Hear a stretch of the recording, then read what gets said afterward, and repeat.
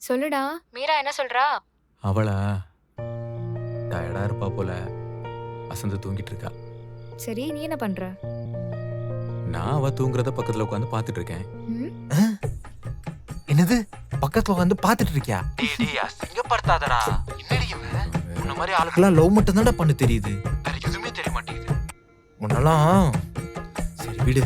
முதல்ல நீ என்ன பண்ற? எப்பாடி போதும்டா. போன் அவகிட்ட குடுறா. போயும் போய் உனக்கு ஹெல்ப் பண்ணணும்னு பார்த்தேன் பாரு. என்ன சொல்லணும்? நீ போ. போய் விடிய விடிய பக்கத்துல உட்காந்து பார்த்துட்டே இரு. நான் தூங்க போறேன். ஆ போ, முதல்ல அதை பண்ணு. என்ன அசிங்கப்பட்டியா? அவன் அதுக்கெல்லாம் சரிப்பட்டு வர மாட்டான். நீயாச்சும் உன் ஃப்ரெண்ட் ஆச்சு. சொல்லுடா. சாரு, மீரா தூங்கும்போது கூட எவ்வளவு அழகா இருக்கா தெரியுமா? ம். வேற எதுவும் வேண்டாம். தூங்காம அவளை பக்கத்துல உட்காந்து பார்த்துக்கிட்டே இருக்கலாம் போல இருக்கு. அப்புறம் தூக்கத்துல என்னமோ கனவு காண்றான்னு நினைக்கிறேன். அப்பப்போ சின்னதா சிரிக்கிறா. இந்த குழந்தைங்களாம் தூங்கும்போது சிரிக்கும்ல, அந்த மாதிரி. ம். ஒவ்வொரு வாட்டி அந்த சிரிப்பை பார்க்கும்போதும் அடுத்து எப்படா சிரிப்பானு பார்க்கறதுக்கு மனசு ஏங்குது. ம்.